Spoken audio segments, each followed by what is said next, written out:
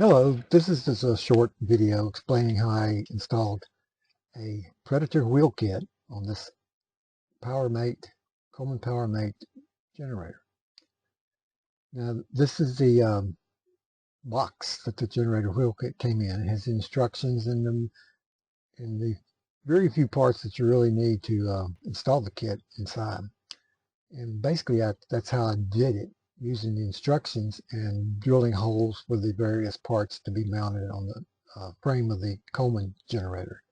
The handle is mounted on a piece of angle iron that I cut from an old bed rail, but don't tell my wife that.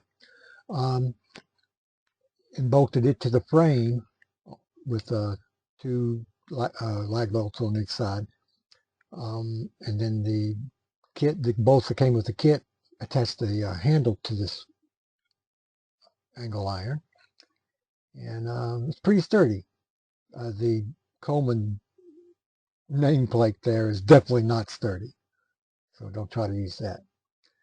Okay, then I went down to the installed the rubber feet on the well, this is the angle iron mounting from the back with the various things to keep it, reinforce it a little bit.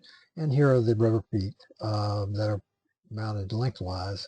I think on the original Predator they're mounted sideways, but this worked pretty good. Just use the hardware that came with the kit.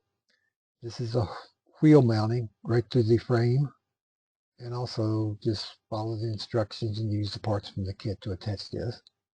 And I need to clean up the generator just a little bit, I think. And we go over onto the other side, and here's the other wheel mounting, which is a very dirty wheel because I rolled it through the mud. Still works. Excuse me. Move up to the front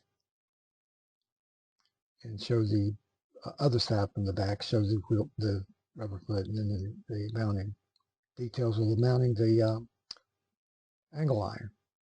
And this is the handle in the upright position. We'll show you how that works.